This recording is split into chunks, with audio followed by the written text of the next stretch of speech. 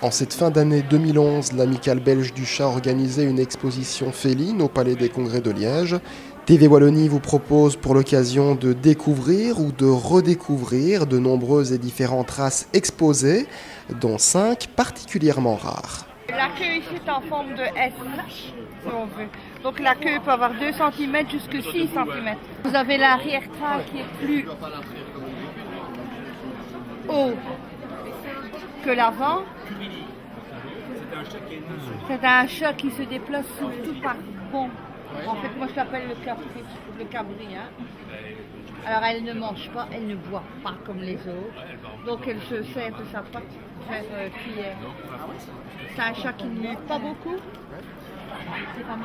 Ça c'est très intéressant parce que il n'y a pas beaucoup de poils. Et elle ne supporte pas la chaleur. Du fait que là-bas elle vit vraiment... c'est une nouvelle race. Hein. Donc c'est un chat qui est quand même assez robuste. Des îles de Kourili. Une île russe près du Japon. Ce sont des chats qui courent comme ça là-bas, hein, donc c'est naturel. Super gentils, super câlins, super affectueux. Je vous présente Magic Ginette, of the Loving Wild Opera, nom de ma chatterie. C'est une petite burmese américaine. En fait, ce sont des chats qui ont la particularité d'être incroyablement câlins. Ils recherchent le contact avec l'humain d'une manière incroyable. Ils restent petits. Ils ont des yeux de couleur dorée. Viens ma chérie, montre-toi un petit peu à la télévision. Voilà. Voilà, ce sont des chats qui sont assez compacts et assez lourds par rapport à la petite taille en fait. On croit qu'ils sont petits et légers, pas du tout. Ce sont vraiment des chats qui sont très musclés et qui sont assez lourds. En fait, c'est un chat qui a été importé de Birmanie et qui a été développé aux États-Unis.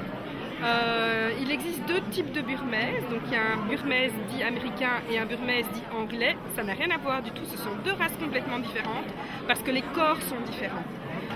Le burmese américain est un chat qui est très rond, vous voyez sa petite bouille, elle est toute ronde et elle a des yeux un peu particuliers avec une expression rigolote un peu particulière, un peu comme des yeux d'humain.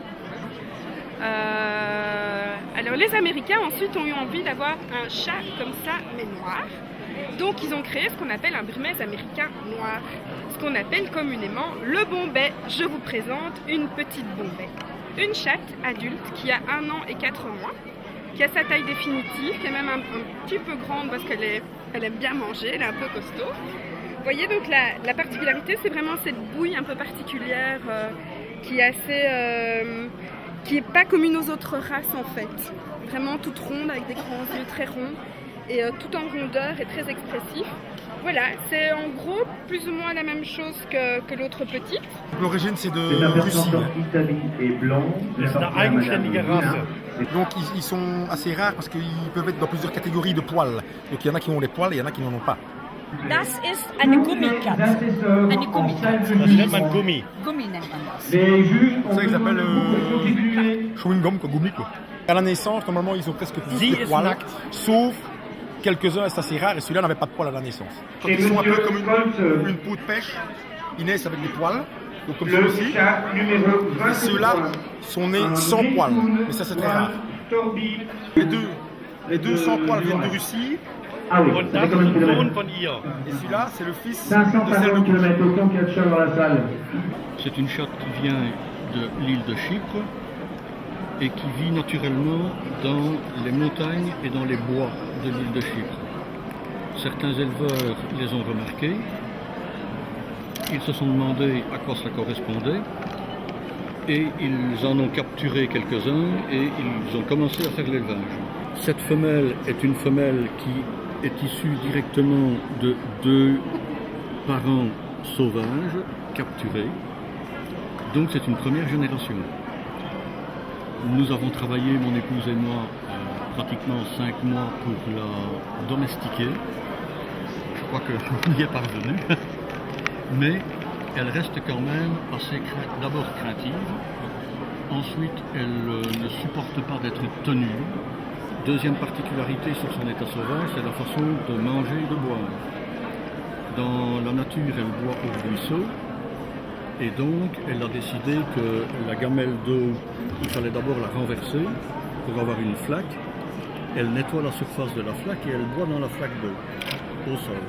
Même chose avec la nourriture, elle sort la nourriture de sa gamelle et elle mange la nourriture qu'elle va déposer au sol. Mais, depuis que nous l'avons, nous n'avons aucun coup de patte, aucun coup de griffe et aucune dispute. Le but de la découverte de cette chatte, ou en tout cas de son introduction en Belgique, puisque c'est la seule qui est actuellement en Belgique, c'est de promouvoir la race et de la faire reconnaître comme nouvelle race. On collecte toutes les informations, tous les excellents 1 que l'on pourrait avoir, et nous pensons que fin de l'année 2012, on pourrait recueillir un nombre suffisant d'aphrodite différents, avec un nombre suffisant de rapports excellents 1, pour présenter lors d'une mondiale une nouvelle race et la faire reconnaître. Et à partir de ce moment-là, elle pourrait concourir avec les autres races. Donc c'est un beau challenge qu'on s'est donné, et ceux de Chypre, et quelques éleveurs en Europe. Là je vous présente un Serengeti, c'est un chat que moi j'ai fait venir d'Angleterre l'année passée.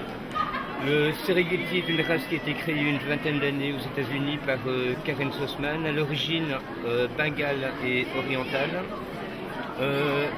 Il existe plus ou moins l'équivalent du Serengeti, mais avec du sang sauvage, ce qu'on appelle le savannah. Mais nous, en Serengeti, on a décidé de ne jamais utiliser de sang de chat sauvage. Donc, uniquement utiliser du chat domestique pour en faire un chat qui ne sera jamais agressif. On réduire un maximum la possibilité d'agressivité chez le chat. Bon, le chat a plus ou moins le même dessin que le bengale, c'est-à-dire des spots. On utilise plusieurs couleurs, on peut encore travailler avec donc on croise actuellement Serengeti, bengale, Serengeti oriental.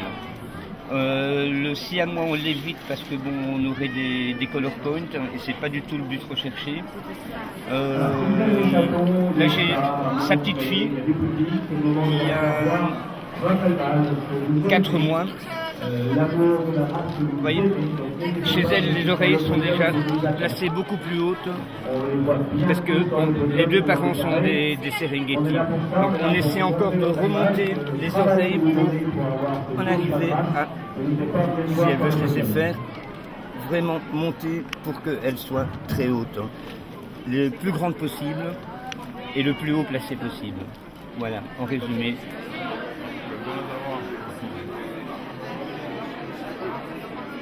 Lui, il s'appelle Apollo. Apollo, bien son nom. Ah oui. Et la femelle, elle s'appelle Avril. Et puis bravo. Alors, voilà, vous avez tout nous dire. On a deux Scottish Fold, un mâle et une femelle, un British Longhair, avec un nom et Longhair, et une petite British Shorthair également. Voilà. Une Black Tortie, un British Shorthair, et un Black and British Longhair. Voilà. Eh bien écoutez, c'est la portée que les juges ont retenue. C'est le best de portée poil court. Bravo. Félicitations. 2011, une année particulière pour l'Amicale belge du chat, puisque l'association fête ses 30 ans d'existence.